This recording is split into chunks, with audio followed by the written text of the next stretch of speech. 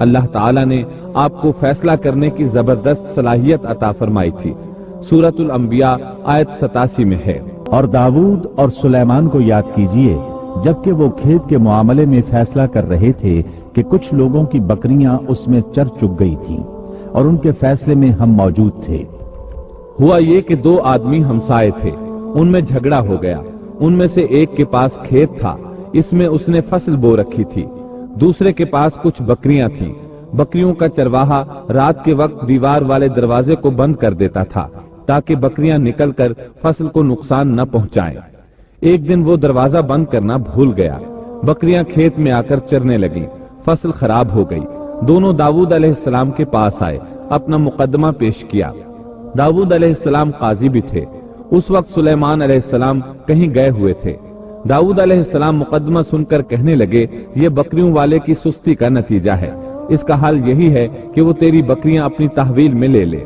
دونوں فریق باہر نکلے تو سلیمان علیہ السلام سے ملاقات ہوئی۔ انہوں نے تفصیل سن کر فرمایا، میرے ساتھ آؤ۔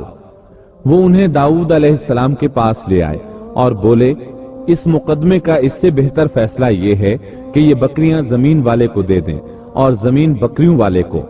جب بکریوں والا زمین کو پہلی حالت میں اگا دے گا تو آپ دونوں کی چیزیں انہیں لوٹا دیں۔ اس دوران کھیتی کا مالک بکریوں کے دودھ سے فائدہ حاصل کرتا رہے گا۔ یہ فیصلہ زیادہ بہتر ہے۔ اس سے بکریوں والا اپنی بکریوں سے بالکل محروم نہ ہوا اور کھیتی والے کا نقصان پورا ہو گیا۔ یہ فیصلہ آپ کو اللہ تعالیٰ نے سمجھایا تھا۔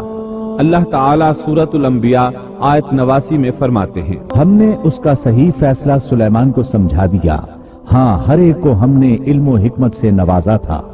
بخاری اور مسلم میں ایک حدیث ہے، اس میں اسی قسم کا ایک واقعہ بیان ہوا ہے کہ دو عورتیں اپنا مقدمہ داؤد علیہ السلام کے پاس لائیں۔ دونوں کو اللہ نے ایک ایک بچہ دے رکھا تھا۔ ایک بھیڑیے نے حملہ کر کے بڑی عمر والی کا بچہ چیر پھاڑ ڈالا۔ عورت چالاک تھی، اس نے چھوٹی عمر والی کا بچہ چھین لیا کہ یہ میرا بچہ ہے۔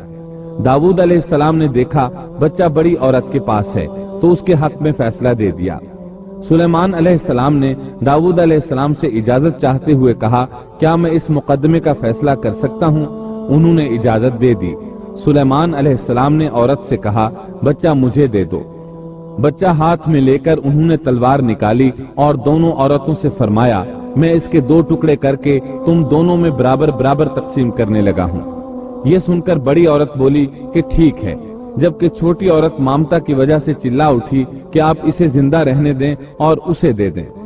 یہ سنتے ہی سلیمان علیہ السلام بول اٹھے، تو ہی اس کی ماں ہے، جس سے اپنے بچے کے ٹکڑے دیکھنا برداشت نہ ہو سکا، پھر بچہ اسے دے دیا۔ سلیمان علیہ السلام کا ایک تیسرا واقعہ قرآن میں یوں ہے، سورۃ النمل آیت 17 اور 18 میں ہے، اور سلیمان کے سامنے ان کے تمام لشکر جنات، انسان اور پرندوں میں سے جمع کیے گئے، ہر قسم الگ الگ کھڑی کر دی گئی۔ جب وہ چیونٹیوں کے میدان میں پہنچے تو ایک چیونٹی نے کہا، اے چیونٹیوں، اپنے اپنے گھروں میں گھس جاؤ، ایسا نہ ہو کہ بے خبری میں سلیمان اور ان کا لشکر تمہیں روند ڈالے۔ ان تمام لشکروں کو اکٹھا کیا گیا تھا۔ اللہ تعالیٰ نے چیونٹی کی یہ بات سلیمان علیہ السلام کو سنوا دی۔ سورہ نمل آیت 19 میں ہے، اس کی اس بات پر سلیمان مسکرا کر ہنس پڑے اور دعا کرنے لگے کہ اے پروردگار، تو مجھے توفیق دے کہ میں تیری ان نعمتوں کا شکر بجا لاؤں جو تو نے مجھ پر انعام کی ہیں، اور میں ایسے نیک اعمال کرتا رہوں جن سے تو خوش رہے، اور مجھے اپنی رحمت سے نیک بندوں میں شامل